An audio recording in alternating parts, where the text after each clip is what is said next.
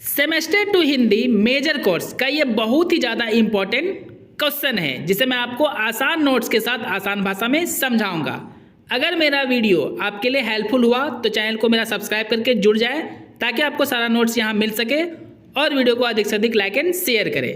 Question है दोस्तों, विद्यापति पदावली में भाषा सौंदर्य, गीत योजना एवं कला पक्ष पर विहंगम दृष्टि डालें।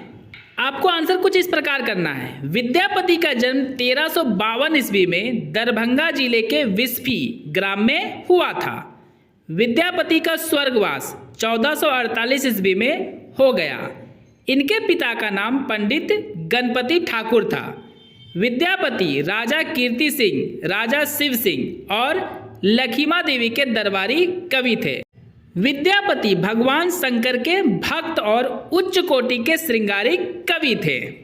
विद्यापति को अनेकों उपनाम जैसे अभिनव जयदेव, शेखर, रसिक शिरोमणि, राज पंडित, कवि रत्न, कवि रंजन, सुकवि इत्यादि नामों से भी जाना जाता है।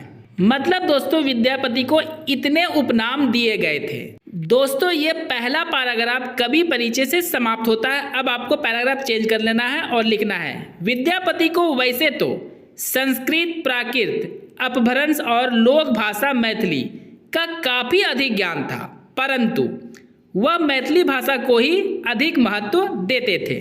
सीधा सा मतलब है विद्यापति को मैथिली भाषा से बहुत ज़्यादा लगाव था और इसलिए मैथिली भाषा को ही विद्यापति बहुत महत्व देते थे। उनका मतलब विद्यापति का मानना था कि मैथिली भाषा में मिठास होती है। विद्यापति के इस पद को देखते हैं दोस्तों, सक्के बानो बहुअन भावई पावो रस को ममना पावी। विद्यापति का मानना था कि संस्कृत भाषा केवल विद्वानों की ही भाषा है और इस भाषा पर ऊंची जातियों का ही प्रभाव है, परंतु मैथिली भाषा बहुजन की भाषा है, यानी छोटे जातियों का और अधिक जनसंख्या के द्वारा बोले जाने वाली भाषा मैथिली है।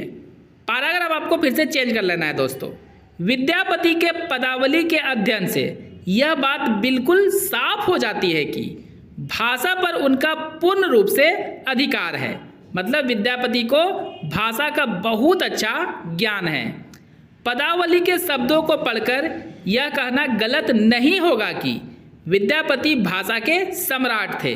सम्राट इसलिए बोला गया दोस्तों क्योंकि विद्यापति को भाषा पर बहुत अच्छी पकड़ थी। वैसे तो विद्यापति ने शब्दों को तोड़ मरोड़ कर शब्द पर काफ़ी अत्याचार किए हैं, परंतु उन्होंने यह प्रयास किया है कि वे कर्णकटु भाषा का प्रयोग ना करें। कर्णकटु का मतलब होता है दोस्तों दिल को चोट पहुंचाने वाली भाषा, और इस तरह के भाषा का प्रयोग विद्यापति नहीं करते थे। विद्यापति ने रंग, वर्ग, स्पर्श और स्वाद के विशेषण का विशेष रूप से वर्णन किए हैं जो उनके इस पद में साफ दिखाई देता है। लागत कुदीन क्वेल हक पान अबहू ना निकसान कठिन प्राण। विद्यापति के भाषा को लेकर हमेशा से ही विद्वानों में मतभेद रहा है, यानी विद्वान एक मत नहीं थे उनके भाषा को लेकर। यह बात तो बिल्कुल स्पष्ट है कि विद्यापति की काव्य भाषा मैथिली है। बंगाल के निकट होने से विद्यापति की भाषा बंगला से साम्य रखती है, मतलब बंगला भाषा के हूबहू है। पर यह भी असंभव नहीं है कि बंगला और मैथिली का पूर्व रूप एक समान रहा हो। सीधा सा मतलब है दोस्तों विद्यापति बंगाल के समीप रहा करते थे, जिससे लोगों का मानना है कि विद्यापति का भाषा बंगला हो सकता है। मैथिली के द्वारा विद्यापति का हिंदी पर अधिक अधिकार है। विद्यापति की पदावली की भाषा अवधी ही थी। विद्यापति के पदों में कई अलंकार दिखाई देते हैं। विद्यापति की काव्य कला का प्रमुख गुण बिंब विधान है। बिंब विधान पर प्रकाश डालते हुए विद्यापति के बारे में लिखा गया है, कवि अपने अनुभव और अपनी कल्पना एवं सहदयता के बल पर वर्ण्य विषय का पूर्ण बिंब खड़ा कर देते हैं।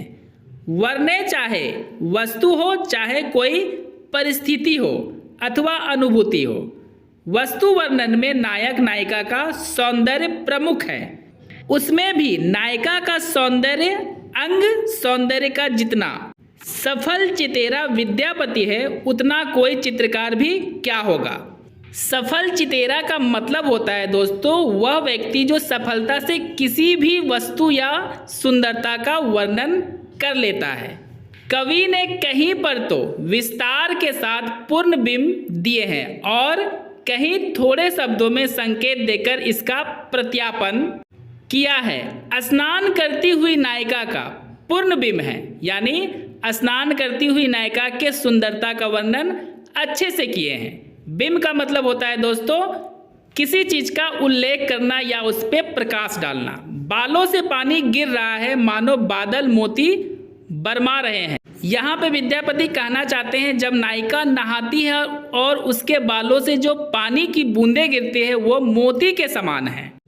मलमल कर वह मुंह धोती है मानो सोने के दर्पण को माजा जा रहा है। मतलब विद्यापति नायिका के दांतों को सोने से तुलना कर रहे हैं। मुंह धोने में वक्ष जो उधड़ गया तो उस पर उभरे स्तन उल्टे रखे दो कटोरे जैसे लगे।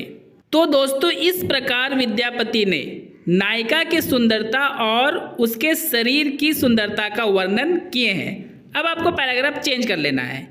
हिंदी कविता में गीत परंपरा की शुरुआत विद्यापति ने ही किया है। मतलब कविताओं में गीत का उपयोग करना विद्यापति ने ही शुरू की है। वह एक उच्च कोटि के गीत की रचना करने वाले कवि थे। बंगाल के अनगिनत कवियों ने विद्यापति की तरह ही गीत और पद लिखने की कोशिश किए हैं, परंतु कोई भी ऐसा नहीं कर सका, मतलब विद्यापति की तरह नहीं लिख सका। विद्यापति अनगिनत प्रगीत लिखे हैं जो आज भी कवियों और आम लोगों के लिए प्रेरणा के स्रोत हैं। प्रगीत का मतलब होता है दोस्तों वैसा कविता जिसे गाकर बताया जा सके। अब विद्यापति के कुछ पद देख लेते हैं दोस्तों। लिख मोर पिया आबहू ना आझोल कुलिस हिया नखर खोए औलू दिवस लिखी लिखी नयन अंधा ओलू पिया पथ देखी। इस पद के द्वारा विद्यापति ने नायिका के विरह से होने वाले दुखों का वर्णन किए हैं। नायिका का विरह में नाखून घिस जाते हैं और रोते रोते आंखों की रोशनी चली गई है।